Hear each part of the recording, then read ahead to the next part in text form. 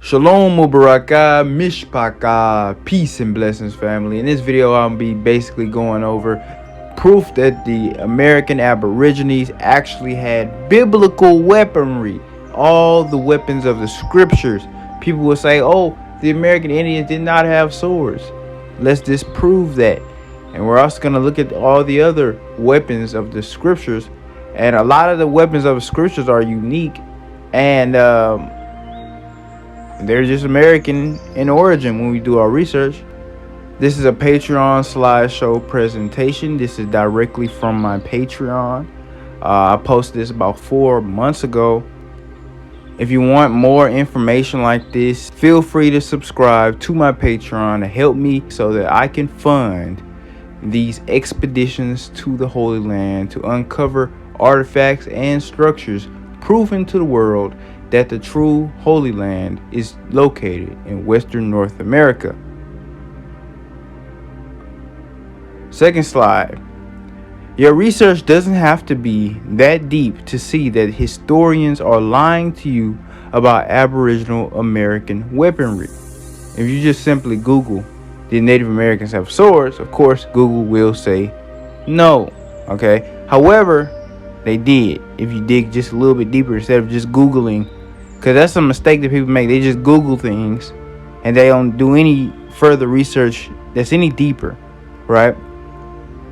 Native Americans actually had 3 types of swords.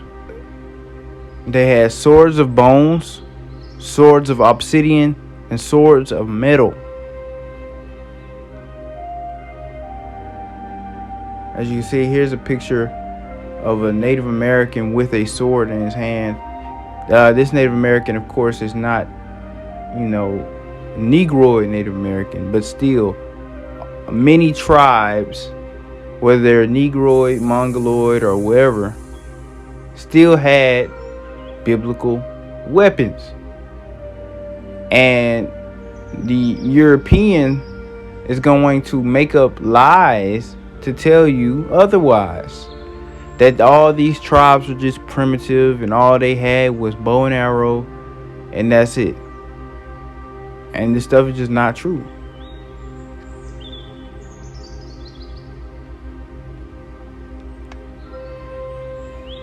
Here's an Aztec sword, which is a whole bunch of pieces of obsidian, and that thing will mess you up.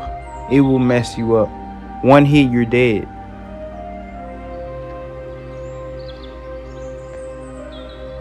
Now, if you want to simply research the metallurgy use of the Aboriginal Americans,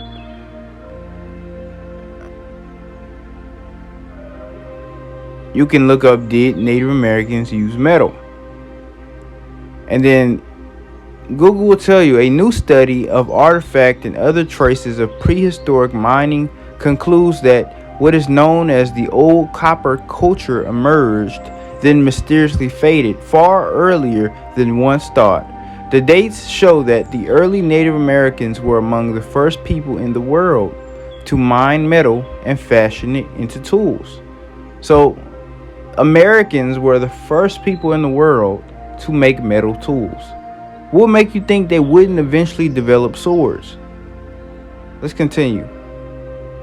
Now, in this book, The American Indian by Colin F. Taylor, it talks about many different American Indian tribes and what they did and how they lived.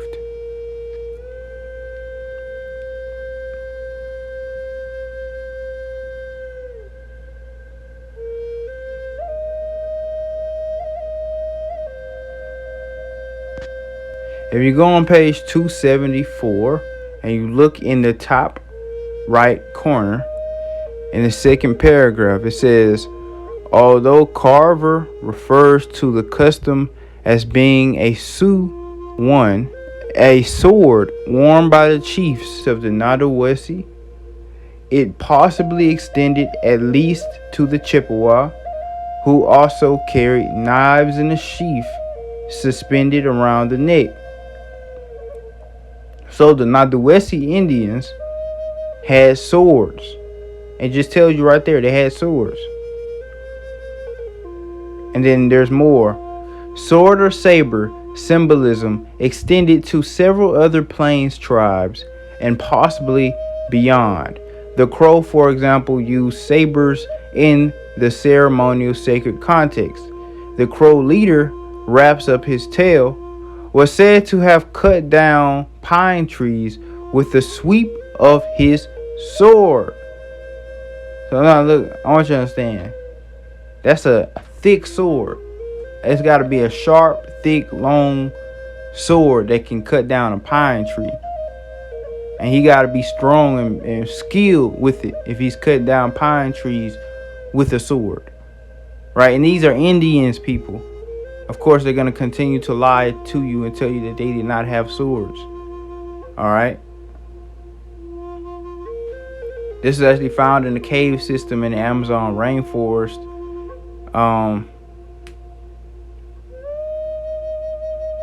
You can clearly see that he's got some type of sharp metal weapon in his hand and he cut off somebody's head.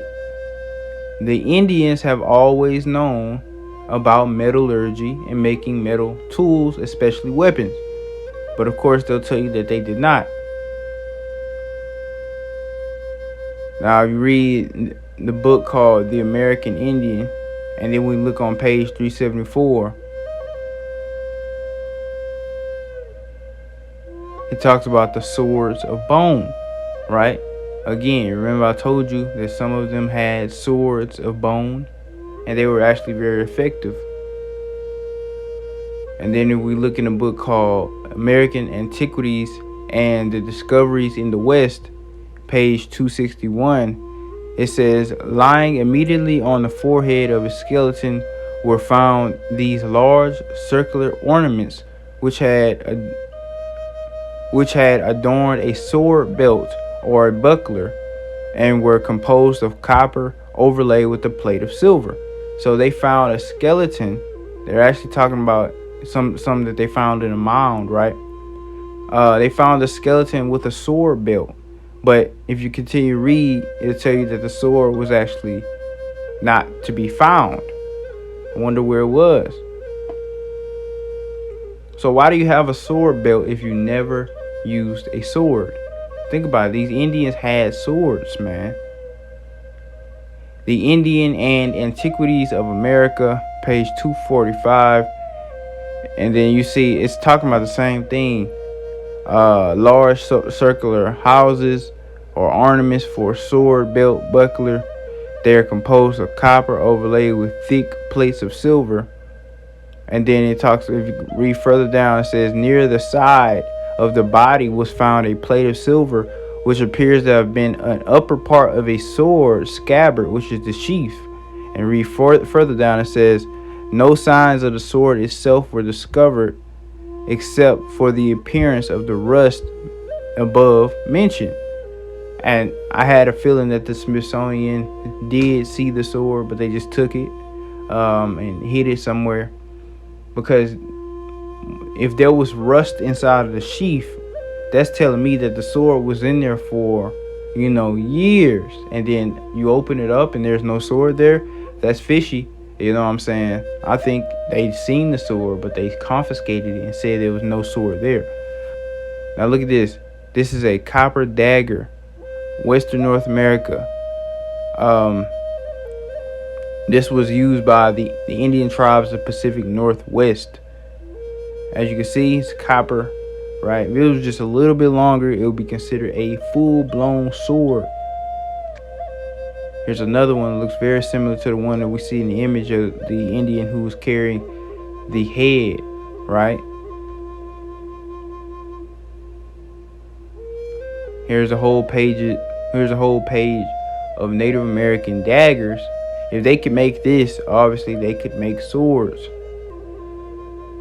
Now, I want to talk about the battle axe, right? Jeremiah 51:20. Thou art my battle axe and weapons of war.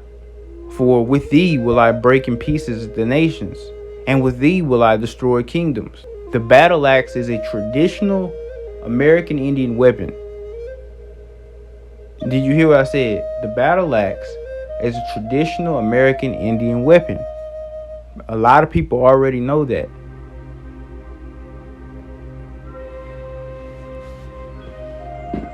So yeah, so the American Indians had swords, and they also had battle axes. What else did they have? Judges chapter 15, verse 15. And he found a new jawbone of an ass, and put forth his hand and took it, and slew 1,000 men therewith.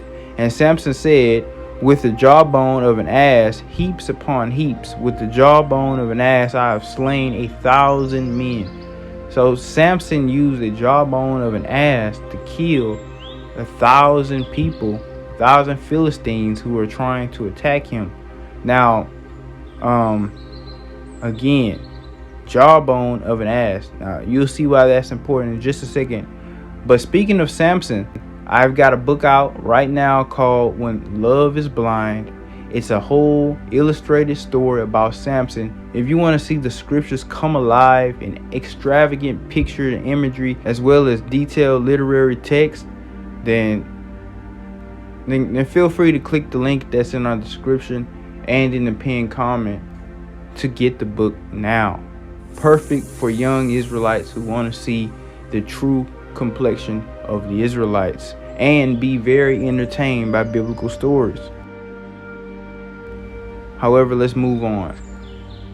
So the American Indians are the only people in the world to use the jawbone as a weapon. Did you know that? Look, again, Judges 15:16. And Samson said, with the jawbone of an ass, heaps upon heaps, with the jaw of an ass I have slain 1,000 men. American Indians use jawbones as a weapon. Isn't it kind of ironic that even the most random weapons of scripture are being used by the American Indians? Let's continue.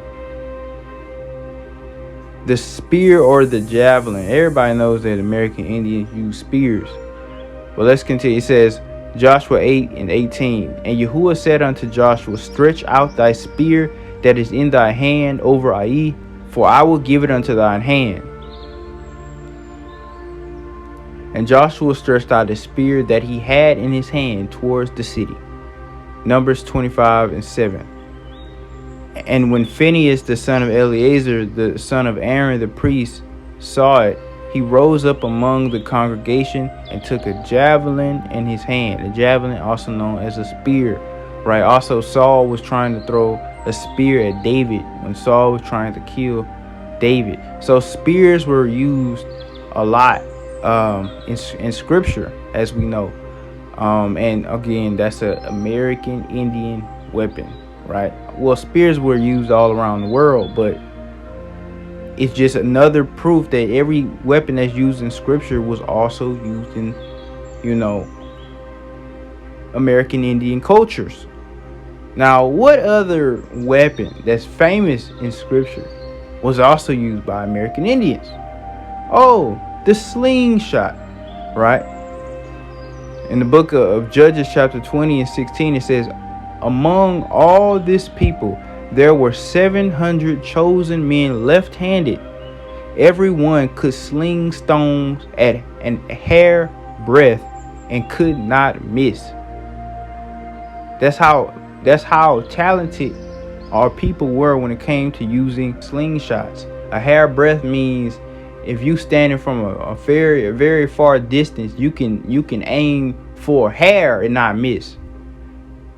And this was 700 men left-handed, and they were this talented with a slingshot. And this is what the slingshots look like. And they look just like the same type of slingshot David would have used. It says in 1 Samuel 17:50, so David prevailed over the Philistine with a sling and with a stone, and smote the Philistine and slew him, but there was no sword in the hand of David. Okay, so the American Indians also used a slingshot. You can research it. That's actually a fact.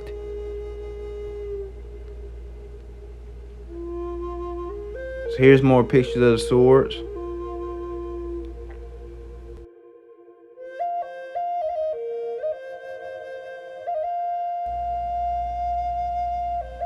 Now that's right here. That's a battle axe, and if you get hit with that, you're dead. Now this is what they call a skull cracker. That's not even in scripture, but just imagine getting hit with that. It does exactly what the name suggests. It will crack your skull. You get hit with that, you're dead. Now another thing I like to point out is that American Indians use the boomerang. The boomerang is actually more deadly than you think. And you can throw a boomerang at somebody so hard that it can crack their skull.